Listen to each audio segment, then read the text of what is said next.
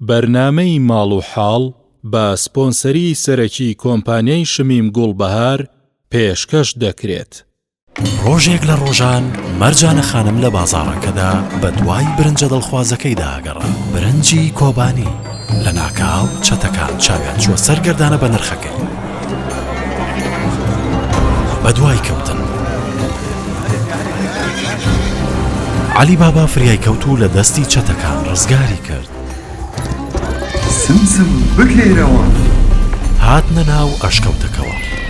بەڵام چەتەکان بەردەوام لە دوویە گەڕان. سمسم بکرێرەوە. بەکردنەوەی برنجەکە دەرگا کەش کرایەوە.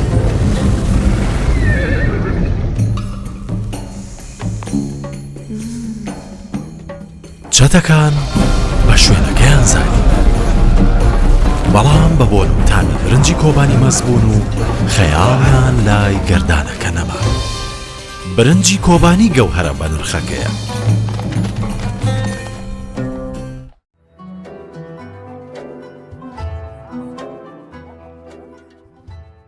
سەلام و ڕەحمەت و بەرەکەتی خوای گەورە لە تەواوی بینەرانی بەڕێزی کەناڵە جوانەکەی پێم. خوشحاڵم وەکو ستافی بەرنامەی ماڵ و حاڵ ئیمڕۆ لە شاری ڕانین سەردانی خێزانێک دەکەین کە نمونەی جوانینا ئەم کۆمەڵگاین. فەرمون بەیەکەوە با بچین سەردانیان بکەین و تایبەتمەندیەکانیانتان پێ بناسیێنین، لەگەڵمان بن.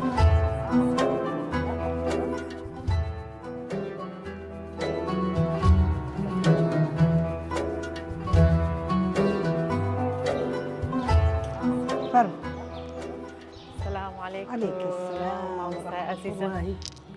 بەخێربانی الله کەت مامۆستای چاوەکان سەلامەتی چاوەکان خۆش بیاخۆ فەرموو تۆ پێشکە بەخێربانی. سلام مامۆستای عەزیزم. بسم الله الرحمن الرحيم. رب اشرح لي صدري ويسر لي أمري واحلل عقدة من لساني يفقهوا قولي. خوشکان و برایان یاخوا بەخێر بێن. من گوڵزار قادر دانیشتووی شاری ڕانیم لەدایک بووی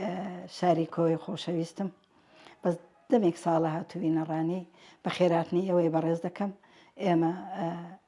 لەم دەبەرەدا دەرس و دەورێکی زۆرمان هەیە. ئەگەر خوا لێمان وەربگرێ پشتیوان بەخوای گەورە نەماندوو دەبین، نەوازیش دێنێن. بەناوی خوای گەورە بەخێراتنی کەناڵە بەڕێزەکەتان دەکەم. من کوڕی بچووکی بنەماڵە پیشەم ئەندازیار لە سەرۆکایەتی شارەوانی ڕانیە. من وەکو خۆم بە تەمەنم خۆم بە قەرزاری دایکم دەزانم هەر لە منداڵیەوە لە پەروەردەکردنی ئێمە سەڵی نەکردوتەوە، جیاواز لەوەی کە پەروەردەی ئافرەتانی بە ئەستۆ بۆ بە دەرەجەیەک و ئێمەشی فەرامۆژ نەکردووە. یعنی دەتوانم بڵێم کە گەیشتین بەو قۆناغی ئێستاوە تا ماوین و تا دەژمێنین هەر خۆمان بە قەرزاری ئەوان دەزانین و دووبارە بە خێراتنی کەناڵە بەڕێزەکەی ئێوەش دەکەین بە خێربێن سەرسەر و سەرچاومان.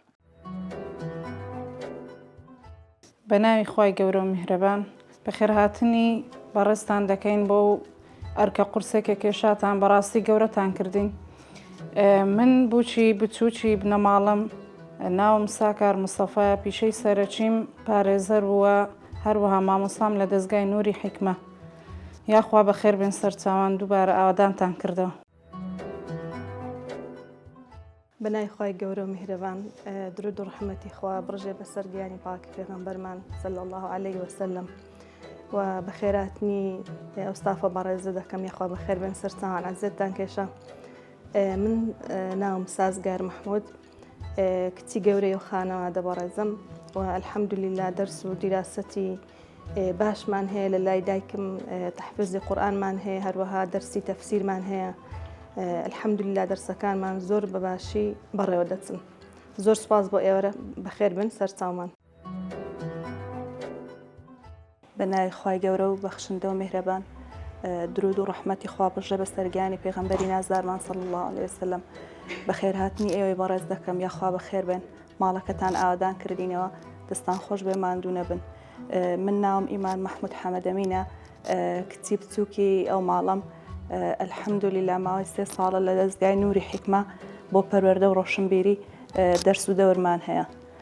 سپاس بۆ ئێوەی بەڕێزیش، یاخوا بەخێرن سەرچاوانمان. بسم الله الرحمن الرحیم. سەرەتا بەخێراتتان دەکەم، بەخێراتنی کەناڵی ئاسمانی پێیان. خۆشحاڵتان کردین بەخێر بەنیاخوا سەرچاو. من شلێر مستەفا ئەحمەد بۆچی گوڵزار خانم ماوەی چەند ساڵێکە دەستمان کردەوە بەکاری دەرس خوێندن و دەرزگوتنەوە و الحەمدولillah تەڵەبەیەکی باشمان هەیە لە ڕێکخراوی نور مامۆستام و بەردەوامیشم لە حیفز و لەگەڵ گوڵزار خان بەردەوامی لە دەرس و دەور هەفتانە الحەمدولillah بەخێر بەنیاخوا سەرچاو خۆشحاڵتان کردین. بسم الله الرحمن الرحیم بەخێر بەنیاخوا سەرچاوان خۆشحاڵتان کردین بەخێر بەنیاخوا. من هاوکار محمود کوڕی گەورەی بنەماڵە بەخێر بەنیاخوا وەکو پیشەی ڕسمی من هەر لەگەڵ دایکمە وەکو پاسەوان لەگەڵدام بەڵام وەکو پیشەی دیکە حالیان بەرنامەیەکمان هەیە لە فەیسبوک دادەبەزێنین کاری بەرهەمهێنان و مۆنتاژەکەی لە ئەستۆی مندایە و هەروەها پیشەیەکی دیکەشمان هەیە لەگەڵ قورئان خوێنی بەناوبانگ مامۆستا عوبەیدە بمفەق ئەویش بەردەوام کاری مۆنتاژ و سەوت و ئیفێکتەکان ئایدی منە. دووبارە بەخێر بەنیاخوا سەرچاو. السلام عليكم. من أجل هاوكارم دو جزء نيوم لبرا إستا سورة حقة بيشكاش دكا. بسم الله الرحمن الرحيم. الحاقة ما الحاقة وما أدراك ما الحاقة كذبت ثمود وعاد بالقارعة فأما ثمود فأهلكوا بالطاغية وأما عاد فأهلكوا بريح صرصر عاتية سخرها عليهم 7 ليال و8 أيام حسوما فترى القوم فيها صرعى كأنهم أعجاز نخل خاوية فهل ترى لهم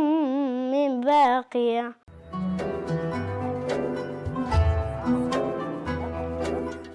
مامۆستاگیان سڵای خۆی گەورەتان لێبێ. سڵای خۆی گەورە لە ئێوەش بێ بەخێر بن بە قوربان هەزاران جار بەخێر بێن سەرچاومان سەلامەت ئێرەتان ڕوونا کردەوە خۆشحاڵتان کردین بەخێر بن هەمیشە خۆشحاڵ بن سەلامەت بینیاخوا. مامۆستاگەر تەماشای ئەزمموی ژیانکردنی تۆ بکەین ماشەڵڵا هەمە زۆر تایبەت ینی نازانین چۆن پێناسێ بکەیت. بۆ نمونەگە سەرتا پرسم دەستپێکردنی کاری ئیسلامێتی لە تەمەنی چەندەوە بوو لەکوێ سەرەتاکەی بوو؟ بسم الله الرحمن الرحيم رب اشرح لي صدري ويسر لي أمري واحلل عقدة من لساني يفقهوا قولي. سەرەتای ئەوەی کە گەڕامەوە بۆ لای پەروەردگار و خوای خۆم ناسی یەک لە شەهیدەکانمان خوای گەورە لەگە حەمزەی سەرداری شەهیداندا کۆی کاتەوە بە واستەی مامۆستا محەممەد کرێکاری شەهید لە سەرەتاوە خوای گەورە ڕێگای نیشاندام بە باشتی بەرینی شاد بێ خوایە ئەوەی ئەمنیش دەیکەم خوایە لێ بەشدار بێ. بەڕاستی زۆر ماندوو بوو بەمنەوە زۆر هیلاک بوو چونکە من کەسێکی سەرگەردان بووم کەسێکە چۆن دەڵێ هەر کەس ڕووی لە ئیسلام نەبێ سەرگەردانە سەر لێ شێواوە دۆڕاوە. بۆیە کاتی سەرەتای بە ئیسلام شادبوونم لە ڕێگەی مامۆستا محەممەد کرێکارەوە بوو ڕزا و ڕەحمەتی خوای پەروەردگاری لێبێ بە دزێوە دەهات زمانی بەعسی بوو. ساڵی چەند مامۆستا؟ ساڵی 80 تقریبان 5-6 ئاوە. بەڵێ ماڵتان لەکوێ بۆ کاتی مامۆستا؟ ماڵمان لە گەڕکی سەرایە بوو لە ڕانێ. بەڵێ جیرانی ماڵێ عەلی نەبی بوون. بەڵێ سەرەتاکە ئەوم ناسی هات گوتی پێم خۆشە دەرست پێ بڵێم. سەرپۆشم کرد بوو پێشتر ئەمنی دی بوو کەسێکی چۆن بوو کەسێک کە دوور لە خوا بێ بەڕاستی پێی ناگوترێ ژیان. بۆیە پێشتر ئەمنی بینی بوو بۆیە بە براکەمی گوت بوو ئەو ڕووخشکەکەتم بینی سەرپۆشی بەسەرەوە بوو. ئەوش گوت بووی بەڵێ مامۆستا گوتبووی دا و شەو دێم. هات براکەم هات گوتی ئەوە قسەی خۆشە گوتی باجی وتم گیان گوتی وڵا مامۆستایەک هەیە ئەتوی بینیوە دەڵێ دێم دەمزانتیشم بە مەلایەنە گوتی جا خۆ دەری ناکەی گوتوێتی دێم گوتم بابێ کاتێککە هات باسی قیامەت و دین و مرۆڤ بوون چییە چۆن دەبی بە مرۆڤ ئەگەر لە ڕێگەی ئیسلام لە بازنەی ئیسلام دەرچی ئاژەڵیە بە قوڵی گوێم لە قسەکانی ڕاگرت وڵاهی بە هەموو تەمەنم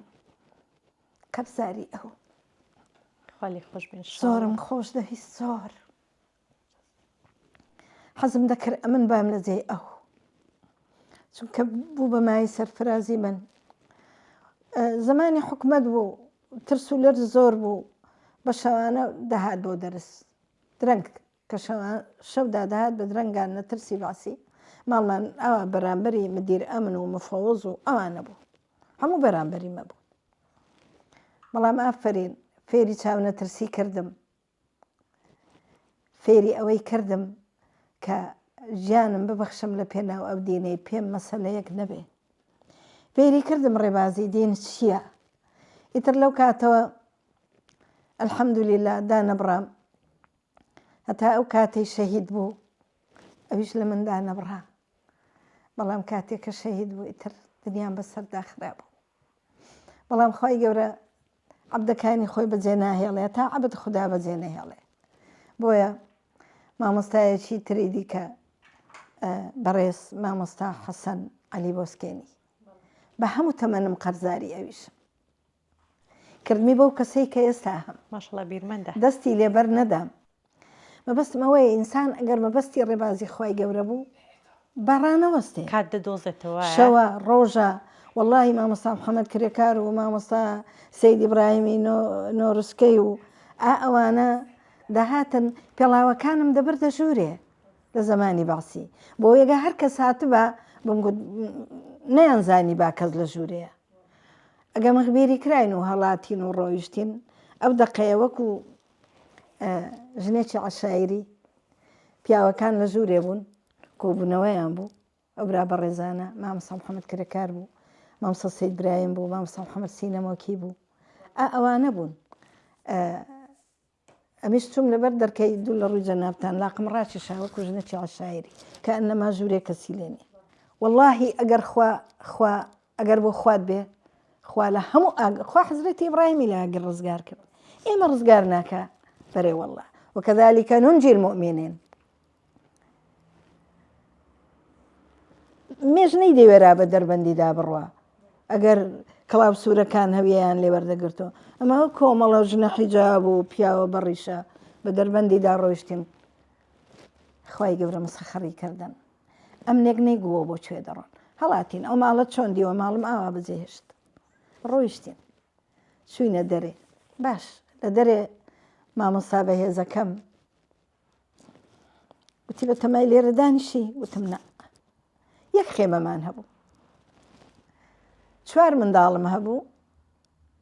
4 بەتانی تەحالوفی ڕەشکۆکەی بچکۆلانەیاندا بووینێ لە بن خێمان ئەو بن خێمەم کردە شوێنی دەرس یەک خێمەیە ئەوە ساوا بوو لانچی ئەوەم لێدانا بوو کاکە هاوسەر تەمەنی 2 مانگ دەبوو نەدەبوو هەرەوەندا جێلانک بوو ماڵی لێ بوو پڕ تەڵەبە بوو پڕ تەڵەبە بوو خەڵکانێک کە پێشتر نەمناسی بوون ئینسان نابێ ڕاوەستێ لە داوای خۆی پەروەردگار ئەوەندەی کە توانای هەیە وانە خۆی پەروەردگار لە قەدەر توانا لێمان دەپرسێتەوە بەڵام خۆ فێڵی لێ ناکرێ توانات چەندەیە بە کاری بێنە کاری ئێمە ئەوە بوو لە یەکەم ڕۆژەوە مامۆستاکە منی هێشدا ببڕێم لە دەرس و دەور و وەڵڵاهی گە قورئانم تەواو کرد و برا بەڕێزانەی مامۆستاکەم و مامۆستا مەلا نیعمەتوڵڵا خوا بیپارێزێ کۆمەڵێک لەو برایانە ئاهەنگیان بۆ کردم هاوین لەکوێ لە سەربانی وای بەعز ئەوە هەناسەی لێ بڕیوی لە سەربانی ئاهەنگیان کرد دەفەیان هێنا کۆڕی ئەوەشیان نەبوو سرودیشمان هەبوو برایان سرودێکیان دەگوت لە دڵما هەستا لافاوی ئیسلام بۆیە مردن و ترس بەزیوە چێ دەڵێ ئیسلام کۆنە پەرستە زانست پێی دەڵێ مێشتی ڕزیوە زاوایەکمان هەبووە ڕاستەستا دمۆستەکە ڕاست باشیرنی بخۆین کورە گوتی با بەنگۆشێتن ئێستا بەعس لولتان دەدا ئەوە ئەنگۆ چن ئەوە ئەنگۆ دارن بەردن مەبەستم یانی تۆ نابێ بترسی تۆ نابێ ڕاوەستی چونکە تەمەندەبیان و هێنانەوەیەک نییە ناوێ هیچ بیانوەکت هەبێت ئەی خی گەورە نافەرمێوە لای ئودەن و لەهم فەیعتەدیڕۆن بێدەنگ بە نایهەڵم عوزرم بۆ بێنیەوە ئێمە دەبێ ئەو ئاەتانە بکەینە سەرمەشقی ژیانمان ئەو ڕۆ چ تاقە و توانایەکمان هەیە بیخەینەگەڕ خوش لە قەدەر تاقە و توانە لێمان دەپرسێتەوە هەتا چاوم هەیە لێم دەپرسێت تا قاچم هەیە لێم دەپرسێت تا عقلم لە دەست نەداوە لێم دەپرسێ ئەی پاشان وەکو زمانی گەنجیم بۆ حساب دەکا چ لەوە باشتر بە گەنجێتی چم کردووە ئێستا چاوم نییە ئێستا عقلی لە سندومەوە هەمان حسابم بۆ دەکا ئیتر بۆ ڕاوەستم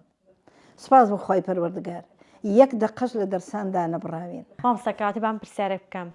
بۆ نمونە ئەگەر تۆ لە ئەزمموی ژیانکردنی خۆتەوە ئامۆژگارێک بە کورتی بۆ خێزانانی بگەێنی چۆن دەتوانن بۆ ئەو خێزانان کە سەرەتان منداڵەکان منداڵی بچووکیان هەیە ینی ڕێگەی خوان نەگرتووە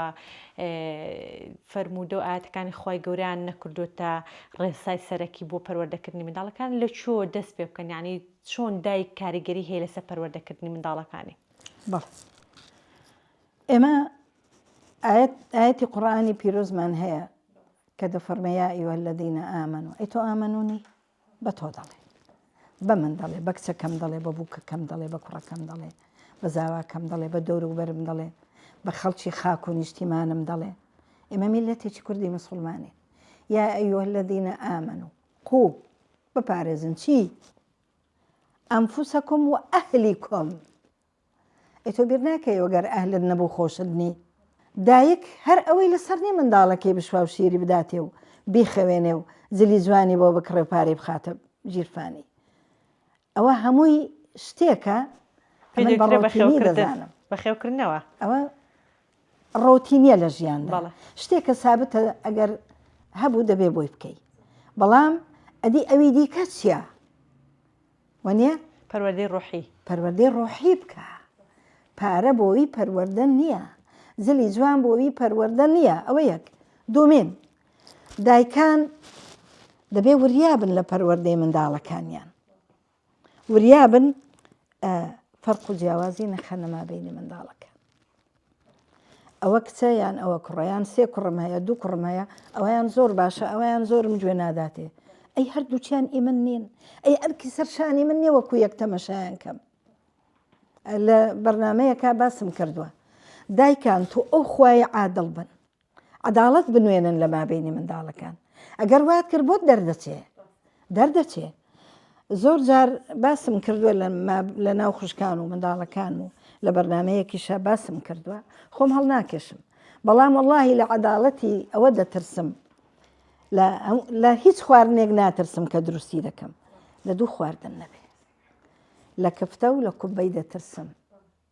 بە کەوسکیش قیمەکەی تێدەکەم دەترسم ئێچیانم کەم تێکرد بێ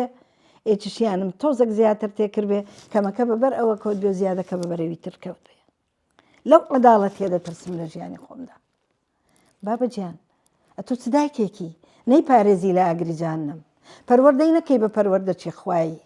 خوای پێ نەناسێنی پێغەمبەری پێ نەناسێنی دینی ئیسلامی پێ نەناسێنی ئەتۆ چ خەمخۆرەکی ئەو دایکەی تخوا خەمخۆریان دوشمنی بەرەو کوێی دەبێ بەرەو ئاگر خۆت دەپارێزی بەڵام منداڵەکەنە چۆن شتی وا دەبێ ئەی بۆ ئەگەر لە ژیاندا هەیە ئەگەر گول لەبێ بۆ منداڵەکەت خۆی بەبەردەدەی وانە فێریکە جانی من ئەگەر ئەو خانووە ئاگری تێبەر بوو منداڵەکەم خەوی لێکەوت بوو لە ژوورێ چ دەکەم ئاگرەکە دەکوژێنمەوە ناوەڵام منداڵەکەم ڕادەچێشمە دەرێ پەلکێشی دەکەم بۆ دەرێ دەیاڵا مێڵە بەستەقانووی ئاگر ڕای کێشە لەو نەکبەتیەی کە بە تایبەتی ئەوڕۆ لە کوردستانەکەی ئێمەدا هەیە بە تایبەتی پەروەردەکردن پەروەردە قرس بووە نابێ لێت بترسێ خۆ من دەڕەندە نیم منداڵەکەم لێم بترسێ من دەبێ هاوڕێ بم خوای گەورە ڕێگەی پەروەردەی بۆ مە نیشانداوە ئەی کاتێککە دەڕواتەوە مەبەستم چیە لێرەدا دایک دەبێ وەک حەزرەتی یعقوب بزانێ کچەکەی چی لە دڵدا. حەزرەتی یعقوب سەلامی خوای گەورەی لێبێ کە کچەکان بۆیان جێڕاوە ئەوەی کە جوابی سەیدنا موسای داوە گوتی ئەبوونا شەیخون کەبیر یەک جوابی داوە. هەر ئەو کچە گوتی بابە بانجی کە بۆ دەڵێ بانجی کە. حەزرەتی یعقوب دەبێت دڵی کچەکەی بخوێنێتەوە، دایک دەبێت دڵی کچەکەی بخوێنێتەوە، فەوزا ڕوودەدا وەک کە ڕووی داوە. حەزرەتی یعقوب دەڵێ بڕۆ بانجی کە، بە کامەی دەڵێ؟ بەوەی کە گوتی بابە پاداشتی دەوە. ئەویش چوو هێنای تەبانەوە ئاەتەکە دوور و درێژە بەسەراتەکە کورتی دەکەینەوە. چوو سەیدنا موسا هێنا گوتی وەرە باوکم بانگت دەکا دەڵێ تا پاداشت دەمەوە. کاتێک کە حەزرەتی شوعایب کچەکە دەنێرێ بە دوای سەیدنا موسا و سەیدنا موسا دەڕوا بۆ ماڵی حەزرەتی شوعایب لە ڕێگا بۆ شایانی ئەوەیە کە خوا مەدحی بکا بفەرمێ تەمشی عەلە استحیائی. سەیدنا موسا گوتی وەرە بە دوامکەوە. کۆمەڵک بەردی پێدا گوتی ئەگەر ئەمن نازانم ماڵێن گۆ لەکوێیە، گوتی ئاوا دەڕۆین، گوتی ئەگەر ڕێگاکەم ون کرد ئەو بەردەباوێ بڵێ بەو لایدا بڕۆ، نەقسە لەگەڵ یەک بکەن. ئەوە ئەدەبی قورئانە. بەڵام کاتێک کە دەچەندی سان حەزرەتی شوعایب دەڵێ لەو دوو کسانەیەک هەڵبژێرە. شوعایب دەزانێت کامە کچەی دەوێ، شوعایب دەزانێت کامە کچە پێی خۆشە بۆ موسای، دەی خۆ شەرعیە دنیا خرا نەبووە، بەڵام لە بەکسەکەی دیکە دەیکاتە سەرپشک. دیسان ئەدەب بەرامبەر بە منداڵەکەی دەڵێ سەرپشک بە لە دوو کچەی ئەویان هەڵدەبژێرێکە بە دوای داچوو. ئێمەی دایک دەبێ بزانێن لە دەردی کچەکەمان بزانین دڕندە مەبا دەتکوژین وا دەکەین زیندە بچڵت دەکەین واد لێ دەکەین بابت دەتکوژێ برات دەتکوژێت بۆ چییە؟ کەی ئیسلام ئەوەی تێدا بارەکەڵڵا دەستەکان خۆشمان دوای دێمە وڵات ئینشاڵڵا دەستەکان خۆش بیاخۆ.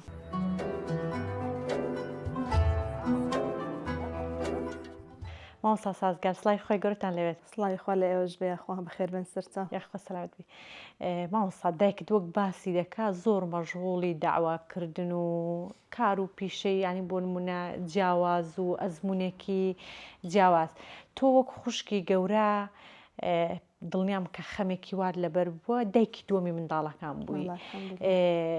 ینی چۆن وەکو دایکت وەکو قوتابخانەیەک تەماشا کردووە تاوەکو ئەو ئەزمونکردنەی دایکت وەربگری لەگەڵ خوشک و براکان بگونجێنی؟ بەڵێ الحەمدوللا دایکم هەمیشە مامۆستا بووە بۆ ئێمە لە هەموو بوارێکدا. هەر شانازی پێوە دەکەین کە لە تەمەنێکی منداڵی زۆر گچکەوە ڕای هێناوین لەسەر ئیش و کاری تاکە. الحەمدوللا سوپاس بەخوای گەورە. خوشک و براکانیشم بە زۆری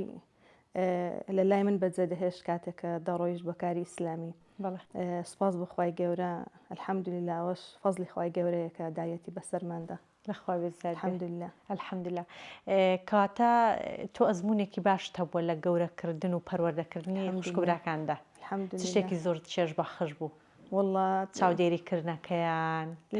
شوێنی دایکم بەجێ دەمام هەموو جارێکە دەڕۆیش بۆ کاری ئیسلامی. بەڵێ تەلەفۆن و ئەوانەش نەبوو زۆر کەم کە دەڕۆیش جاری وا هەبوو بە دەڕۆژ دێتەوە نەمان دەزانی کەی دەڕواکەی دێتەوە زۆر ناخۆش بۆ کاتە زۆر زەحمەت بوو. زەحمەت بەڵام بێگومان بەڵام ئیدارەدان و پەروەردەکردنیشان لانەیە لەگەڵ زەحمەتی چێژێکی تایبەتی هەبوو الحەمدوللا بێتەواو کاتڵن خوشک بەتایبەتی خوشکی گەورە تامی دایک دەدا الحەمدوللا و نیعمەتە بەری تۆ بڕا. الحەمدوللا سوپاس بەخوای ئەجر پاداشتێکی گەورەت بەرگرت ئینشاڵڵا لەسەرەوەی کە تۆش هاوکارێکی سەرەکی دایکرد بوو لە پەروەردەکردنی خوشک و براکان. دەستکان خۆش سەلامەت یا ڕەبی چاوەکان بەچەکەم زۆر سپاس دەستۆش خۆش بێ زۆر سپاس. مامۆستا گیان سڵای خوای گەورەتان لێبێت. سڵاوی خواتان لێبێ بەخێر بێن یاخوا. یاخوا سەلامەت بێ زۆر سپاس. مامۆستا ئێوە کوڕە گەورە هەمیش وەکو وەزیری دەستە ڕاستی دایکتانن. دایکت باسی کرد کە بۆ نمونە هەر بەڕێوەبردنی کاری سۆشیال میدیای کە دایکت ئێستا بەرنامەیەکی تایبەتی ئەوم بۆ باس بکە بەڵام لەگەڵەوەشدا بۆ نمونە هەچ گەشتێک چوونە دەروەیە کۆبوونەوەیەکی حیزبی و بێ شتێک بێت تۆ پاڵپشتی بووی بردوو تا لەگەڵی ماویەوە ئەوم بۆ وردەکاری و بۆ باسکەی زۆر باش دەبێت. بسم الله الرحمن الرحیم. سەرتا بەخێراتتان دەکەم بەخێر بێن یاخوا سەرتا. وەڵا وەکو ئیشی سۆشیال میدیا و هەتا وێنەگر و دەرهێنان و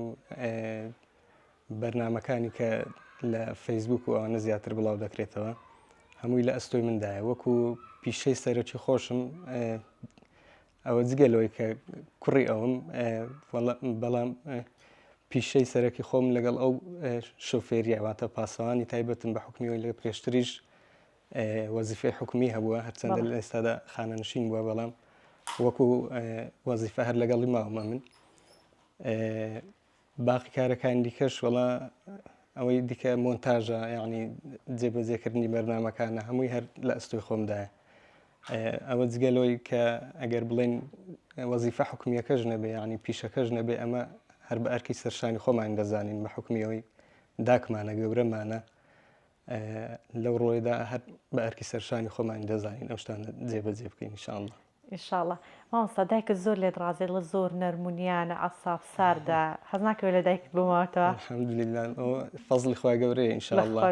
سەلامەت بیاخەوە ماشەڵڵا دایکت شتوا دیارەوە نییە؟ خۆشی هەر نەرمونیانە بەڵام بەتەئکید مامەڵی ڕاستە خۆت هەیە لەگەڵ ئەو مادەم وایە ئەو نەرمونیانە هۆکارێک بووە ئەویش کە تۆ هەر بە نەرمونیانی بمێنیەوە؟ بەتەئکید وەڵا وایە بەتەئکید ئێمە جگەلەوەی کە خێزانیشمان پێکهێناوە بەڵام واش هەر لێک دوور نەکەوتینەوە الحەمدولله زۆربەی کاتەکانمان هەر پێکەوەیە بەتەئکید ئەوانیش هۆکارن بۆ ئەوەی تربیەتی ئێمە بۆ نمونە هەڵسوکەوتی ئێمە چۆن بێ لەو ڕوانگەوە منداڵ زۆر دەستەوە سەرداک و بابی هەڕێ ڕۆشن بن ئینشاءالله مامۆستاگیان دنیای خۆشحاڵ لەگەڵ ئینشاءالله سەلامەت بنیا زۆر دەسپاس. مامۆستا هاوسەر سڵای خۆی گەورتان لەبێت. سڵاوی خۆی گەورە لە بەڕێستان بەخێربێن دووبارە خۆشحاڵ بن سەلامەت زیاتر بەخێربێن یاخوا سەلامەت بن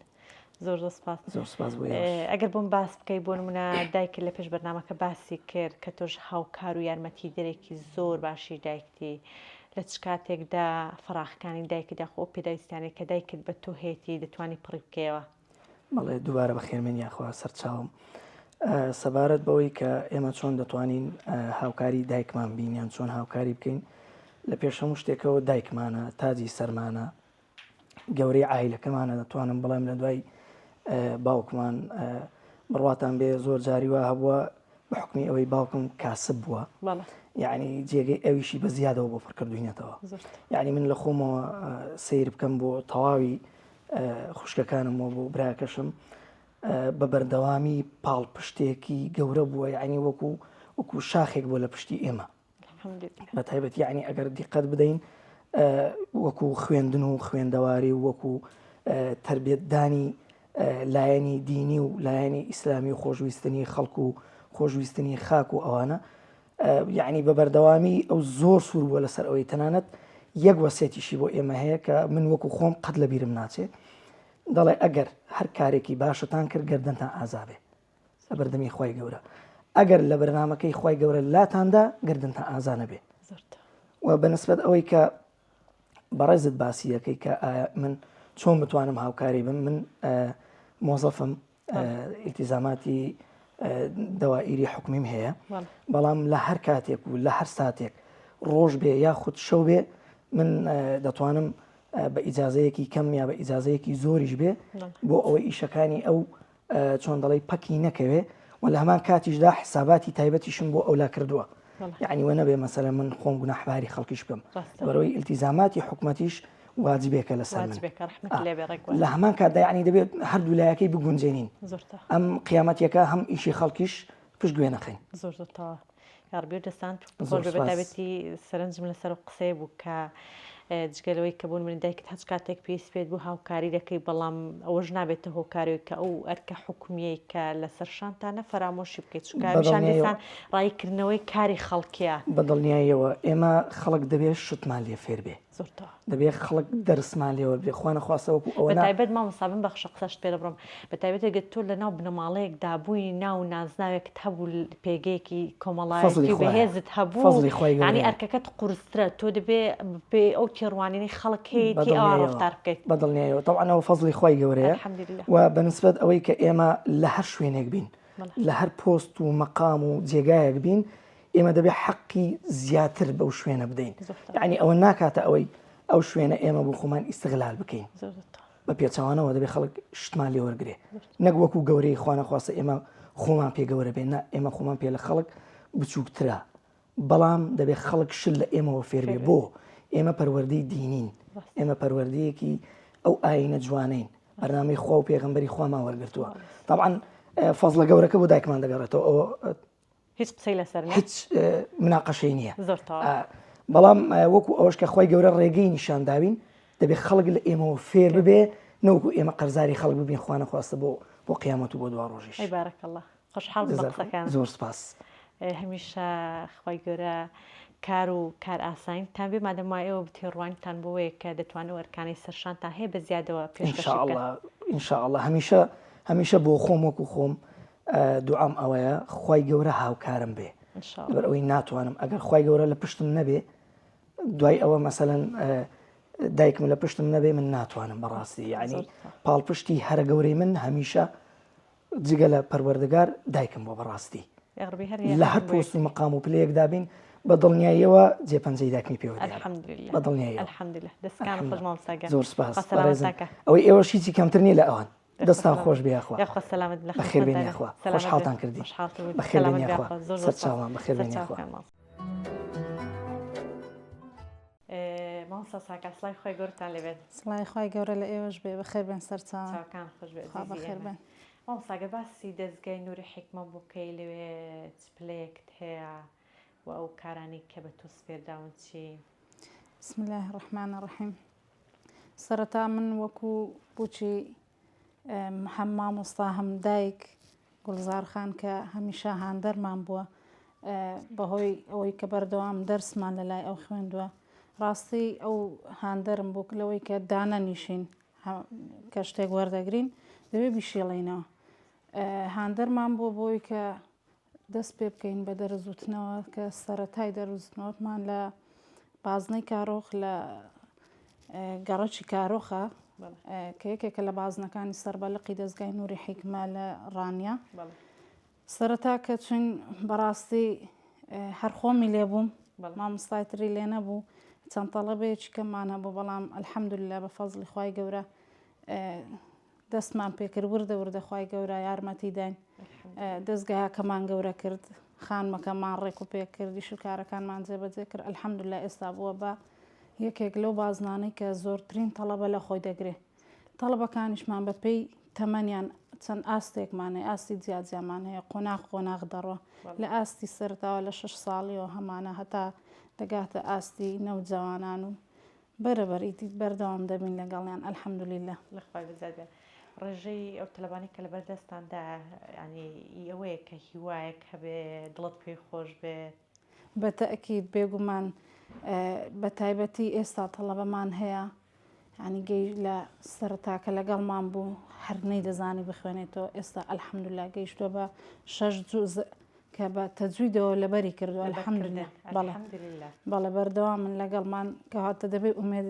ئومێدەکی زۆرمان پێیان هەبێت بە تەئکید دەبێت ڕاستی بەرپرسیارەتێکە قورسە پێغەمبەر صلی الله علیه وسلم دەفەرمێ كلكم راع وكلكم مسؤول عن رعيته کەواتە ئێمە دەبێت وەکو شوان بین لەسەریان مەسئولیەتێکە لەسەر شانی ئێمە ئەگەر ئێمە بەبەردەوام یعنی لەگەڵیان نەبین و چالاکیان پێ نەکەین و هانیان نەدەین بەڕاستی ئانیش سار دەبنەوە بۆی ئیشاءالله بە فەزڵی خوای گەورە ئومێدی زۆرمان پێیان هەیە و گەورەتر و زیاترش دەبێت ئیشاءالله سەلامەت بیا ڕەبی خوا بەخێر بن سەرچاوان خێر بێنیا خوا بە قوربانتان خێر بێنیا خوا. مامۆستا سڵای خۆی گەورەتان لەبێت. سڵای خۆی گەورە لە ئێوەی بەڕێزیش بێ سەرچاوان زۆر سپاس خێر بێنیا خوا. ئەگەر تۆ بۆم باس بکەی لە دەستگای نووری حیکمە لە کەیەوە دەستت پێ کردووە ئەو کار و بەرپرسیارەتی کە بە تۆ سپێرداوە چییە؟ بەڵێ بەنای خی گەورە و میهرەبان یەخوا بە خێرێن سەرچاوەکان ئاوادانتان کردەوە زۆر سپاس خی گەورە بەردەوامیتان پێ بەخشێ ئینشاءالله. بۆ ماوەی 3 ساڵا من لە دەستگای نووری حیکمە مامۆستامە ئەلحەمدوللە تەڵەبەیەکی زۆر باشمان هەیە لەخوای گەورە بە زیاد بێ لە هەموو لقەکانی کە قەرەباڵخترە سەرکەوتو توریشین ئەلحەمدوللە هەرچەندە ئیشێکی کەممان کردو بەڵام هیوادارم جێپەنجەمان دیار بێ و هەڵبەتە ئەو ئیشانەی دیکەم هەمووی لە پشتگیری دایکی خۆشەویستمە ئەلحەمدوللە هەموو کاتێک پاڵ پشتم بووە وەکو چێک لە پشتمانەوە بووە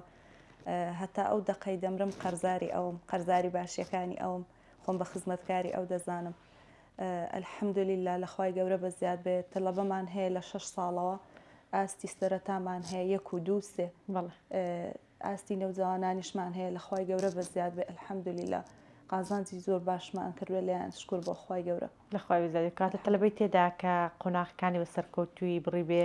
حەز لێ بە بەردەوام چاودێری بکە هەزەکە بەرەو پێشچوونێکی باشی هەیە شکر بۆ خۆی الحەمدولیلا تەلەبەمان هەیە 8 ساڵە 2 جزئونی لەبەر کردووە بە تەجویدەوە لەخوای گەورە بە زیاد بێ ینی ئەوانە جێگای ئومێدێکن بۆ داهاتوو ئینشاءالله ئێستا دەتوانم ینی هەر لە جێگای خۆم دەرسی پێ بڵێمەوە ئەوەندە سەرکەوت و مەزبوطە لەخوای گەورە و فەزلی خۆیە الحەمدولیلا مامۆستا منداڵانی هەزەکەی بۆ منە لە 8 ساڵی 2 جزئونی لەبەرە تەبعاً لەوانەیە هۆکاری سەرەکی سەرکەوتنی ئەم منداڵی خێزانەکەی بێ زۆر تایبەتریش دایکی ینی ئەو ڕەنگدانەوەی دەبینی کە خێزان زۆر پاڵپشتی منداڵەکەیە کاتێک تەماشای منداڵەکە دەکەیت بە تەکید والله ئەو تەلەبانەی هەمانە الحەمدولیلا ئەوانەی گرنگیان پێدەدەن لەگەڵ کە سوکارەکەی قسەمان کردووە بە تایبەتی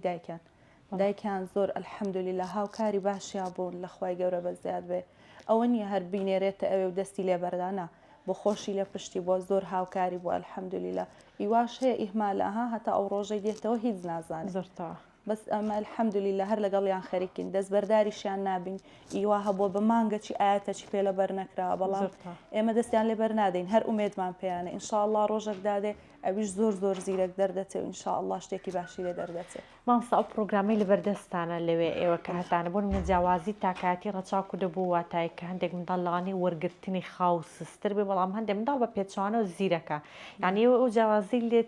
چاوەڕێ دەکەن کە منداڵێک کە سستە وەرگرتنی کەمتر ئەرکی ماڵەوەی بدرێتێ درەنگتر لێپرسینەوەی لێ بکرێت واللهی ئێمە لێیان بێخەمنین پرۆگرامەکانمان جیاوازن کانیاوی ڕەوانە پەروەردە و ڕێنوێنیە قاعدەی نورانیە ئەوانیان پێ دەڵێن بەس ئیوا هەیە زۆری مەزبوطە و جێبەجێ کردووە ئیواش هەیە گوێ ناداتێ لە بریەوەی تەمەنەکەی کەمە ڕاستە بەس الحەمدولیلا نابێ بێ ئومێدیش بین لە هیچ کەسە هەر لەگەڵیان خەریکین ئینشاءالله هەر بەردەوامیش دەبین خی گەورە بەردەوامیمان پێ بدەین سەلامەت سەکانتی وا بەخش بن بۆی کە ئینشاءالله منداڵانێکان کە لە بەردەستی ئێوە ئەمین و ئامانن پەروەردە دەبن ئینشاءالله لە خزمەت هەمان داین ئێمە دەستکان گەورەتان کردین سەلام بەخێرە زۆر مۆستەگەن سڵای خۆی گەورتان لەبێت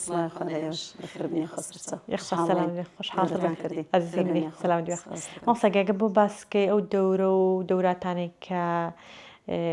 قورئانین کە دەیانکەی بەڕێزت لەکوێ و ئەو منهەجانەی کە پشتی پێدەوەستن چی؟ بەڵێ بەناوی خۆی گەورە و میهرەبان بەخێربێنی خۆ سەرچاو خۆشحاڵ بووین سەرەتا من لە نووری حکمە بازنەی کارۆخ دەستم پێ کرد دوای فترەیەک بەهۆی منداڵەکەمەوە وازم هێنا ئێستا ئیدی ماوەیە کە لە ڕێکخراوی نوور دەستم پێ کردوێتەوە یعنی ئێمە فەرق ناکەین لە هەر جەیەک بە دەردی هەموو جارێ دایکمان کە پێمان دەڵێ لە هەر شوێنێک پێویستیان پێتان بوو بڕۆن هەر کەلێنێک بە ئێوە پڕکرایەوە پڕیکەنەوە یعنی ئێمەش فەرق و جیاوازی ناکەین لە هەر جەیەک پێویستیان پێمان بێ لە خزمەتیان داین هەمان منهەج و بەرنامەش لە هەموو ڕێکخراوەکان هەر یەک شتە کە بەرنامەی ئیسلامە قورئانە پەروەردەی منداڵەکانە ئیدی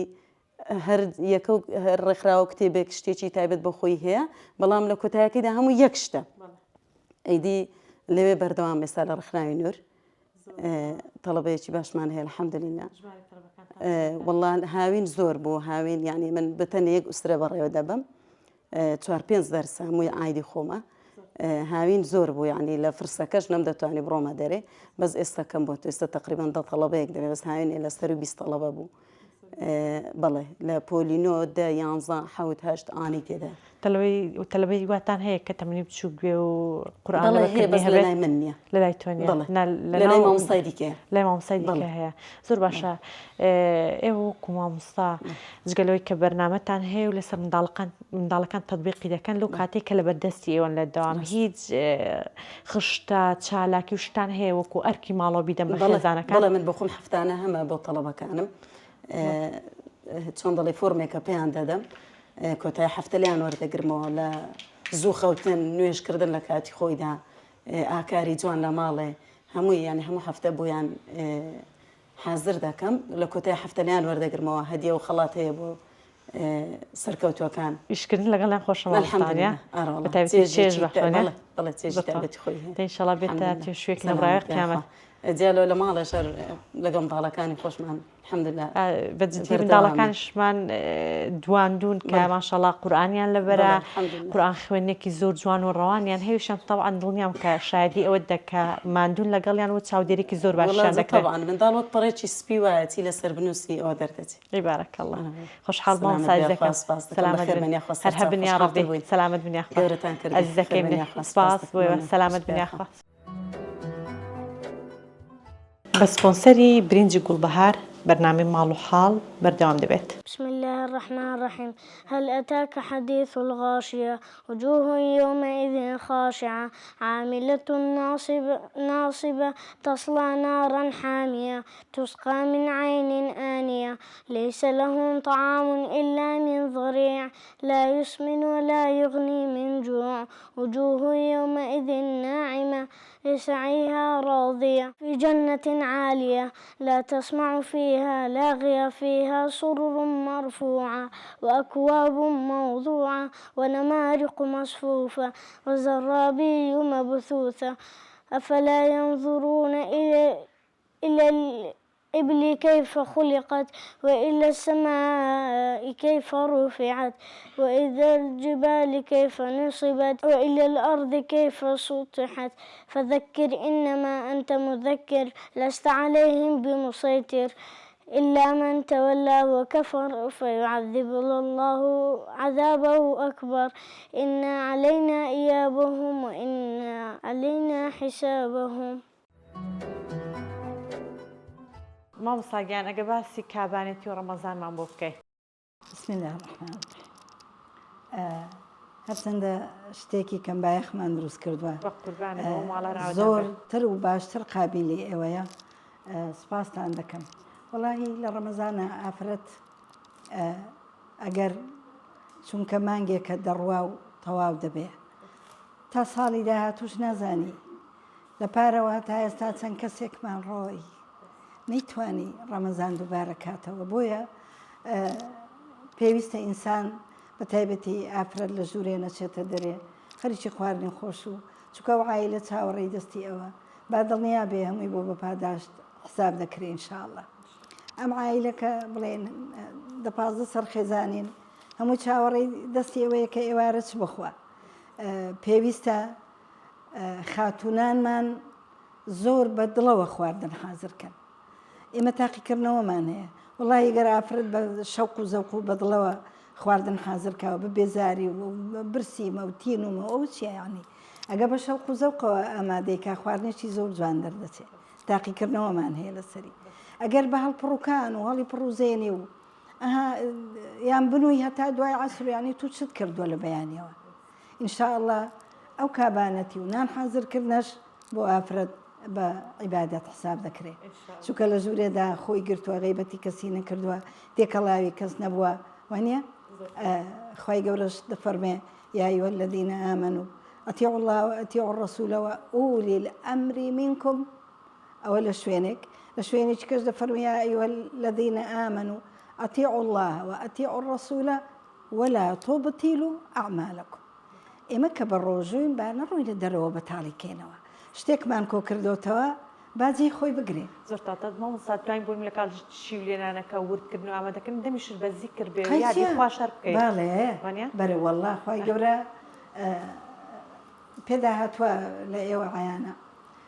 إن المسلمين والمسلمات والمؤمنين والمؤمنات تا کۆتایی ئاەتەکەی گرنگی بە یەک شتی داوە سەرنجیمی ڕاکێشاوە دەفەرمێ والذاكرين الله والذاكرات بەڵام چی بە دوای هێناوە کەثیرە لەوێدا دەفەرمێ زۆر لە یادی خوا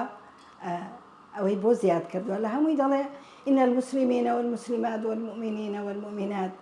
وەنیە هەتا کۆتایی ئاەتەکە بەڵام لە والذاكرين الله كثيرا والذاكرات لەوێدا ئەوەی بۆ زیاد کردووە بە ئافرەت کاتێ دەم بە زیکرە والله ئەو عایلە خێری بەسەردا دەبارێ خواردنەکەش بەرەکەتدار دەبێت چونکە بەرەکەتداری ماڵەکەی عایدی ئافرەتە عایدی پیاو نییە پیاو بای دەرەیە نازانێ ئافرەت چۆنی دروست دەکات بە پیسی بە پاکی دوول لە ڕوتانوانە بەدڵێکی ساغ بەبێ کینە بەبێ بوغز بەبێ ڕقی لە پیاوەکە ئێستا بێ لە کوڕەکە ئێستا بێ لە کچەکە ئێستا بێ پێویستە بەدڵێکی زۆر ساغ و ساب بەدەم زیکرەوە خواردنەکانی حازرکە بە قوربانم مامۆستاگەن جەزاکەڵڵا بۆیەوەش بە قوربانم مامۆستا عزیزەکەم دەستەکانت خۆش بێخوا عزیزەکەی من بە قوربانە بم حەزم دەکرد وەڵڵاهی ئەو خواردنێکە ئێوارە من دەیخۆم ئانەی غەزەوە نیە مامۆستا باش دڵمان لایەنە تەنها و تەنها نزاشمان لە دەستێ مامۆستا بەجددی دەترسێن خوا عەقابمان بدا خەجا دەترسێن خوا عەقابمان ئێمە کۆڵێک خواردنی جوان و باش لە گۆڕەیە ئەوانیش بەربانگ بە فەرمێسک دەکەنە بەڵام مامۆستا ئەوان ئومەتێکن دەڵێ بۆ بەهەشت دروستکراون مامۆستا بەڵام ئەوەی کە ئەمەندی ختم لێگرتو سەرنجی منی ڕاکێشاوە ئەو کەڵە پیاوانە ئافرەتان پەروەردەیان کرد بێگومان ڕەحمە لە ئیمام بێ دەبێ ئافرەتی ئێمە کەڵە پیاوی ئەو ها پەروەردەکرد کە خۆڕاگر بێ لە برسێتی لە ڕەمەزان لە خۆشیەکان بێ بەشن بەڕاستی ئەوە چێ ئەوانەی پەروەردەکردو ژنەژن وڵی عجایب مام لە فەیسبوک مقابلەی ژنێکیان کرد وتیان چ دەوێت وتی وڵا بەس خێمەکەم بۆ دابینکەن بۆ دەرز گوتنەوە خوا بۆ یعنی ئێمە نەمرین لەو هەموو ناز و نیعمەتەی کە ئێمە تێداین بەڵام ئەوان لێ بێت خی گەورە ڕەحمیان پێ بکەوان تەنها خوددان هەیە بەڵایان لەسە سەریان خەیخوایە یا ڕەبی سەریان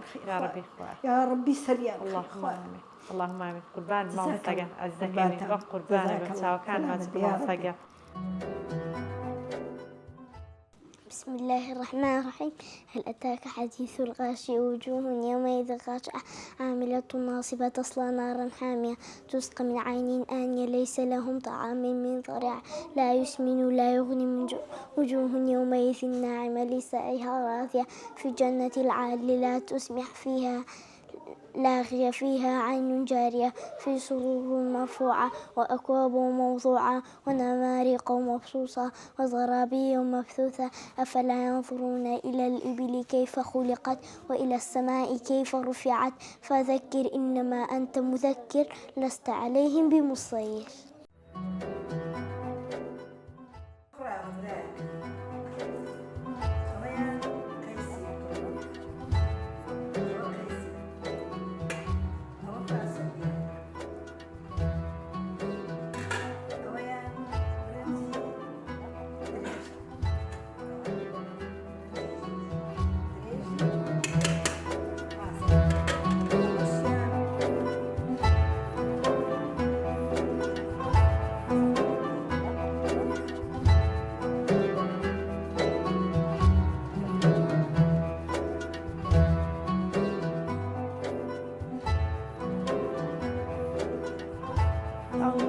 الشيطان الرجيم بسم الله الرحمن الرحيم سبح اسم ربك الأعلى الذي خلق فسوى والذي قدر فهدى والذي أخرج المرعى سنقرئك فلا تنسى إلا ما شاء الله إنه يعلم الجهر وما يخفى ونيسرك لليسرى فذكر إن نفعت الذكرى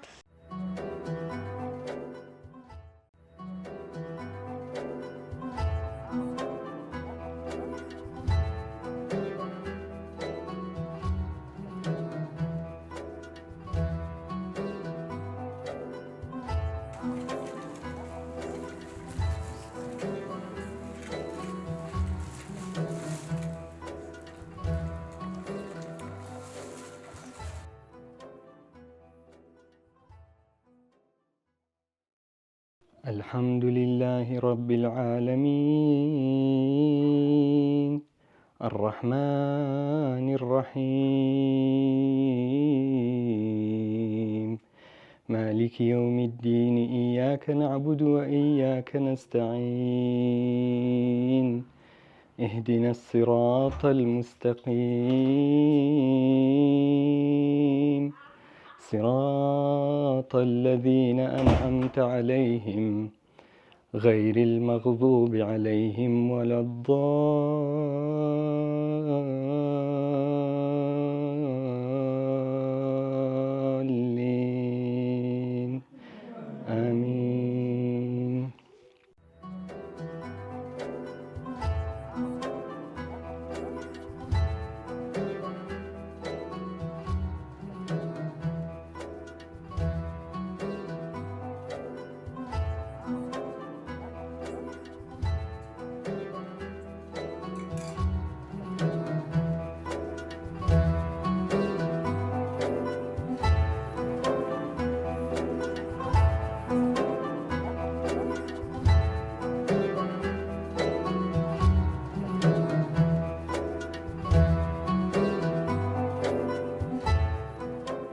ڕۆژگاری دایکان و خوشکانی خۆم دەکەم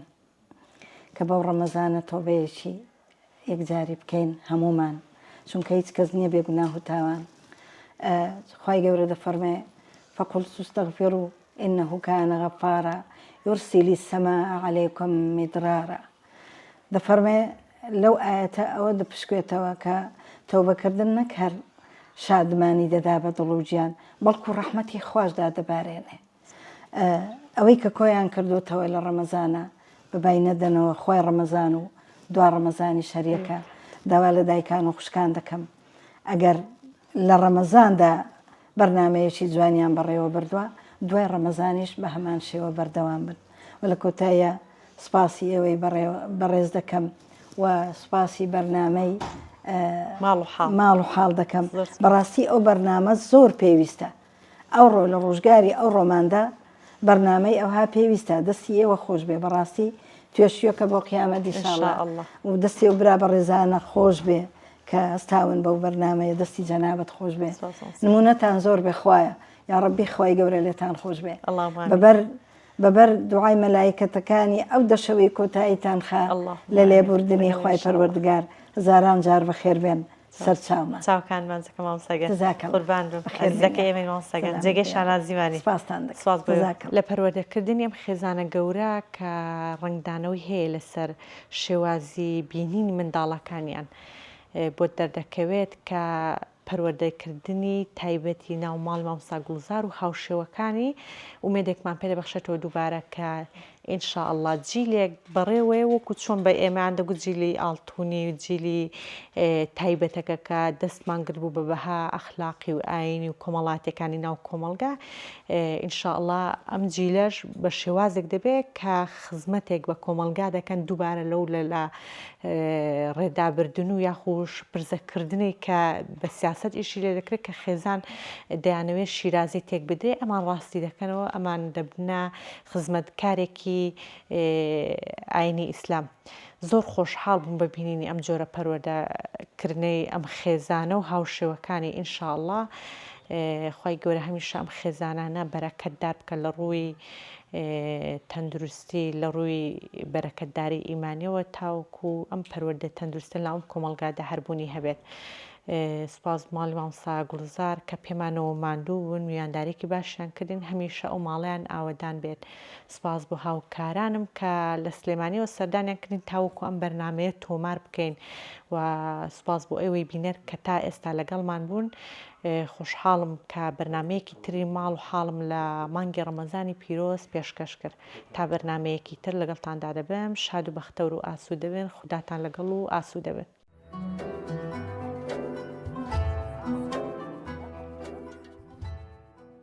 بەرنامەی ماڵ و حاڵ بە سپۆنسەری سەرەکی کۆمپانیای شمیم گوڵبەهار پێشکەش کرا. ڕۆژێک لە ڕۆژان مەرجانە خانم لە بازاڕەکەدا بە دوای برنجە دڵخوازەکەی داگەڕا. برنجی کۆبانی لە ناکاو چەتەکان چاویان چوە سەرگەردانە بە نرخەکەی. بە دوای کەوتن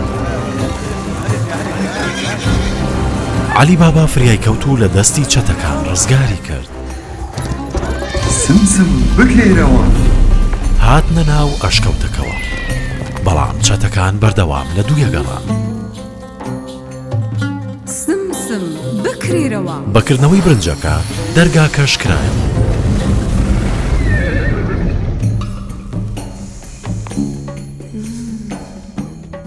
چەتەکان بە شوێنەکەیان زانی، بەڵام بە بۆنوتان برنجی کۆبانی مەزبوون و خەیاڵیان لای گەردانەکە نەما. برنجی کۆبانی گەوهرە بە نرخەکەیە.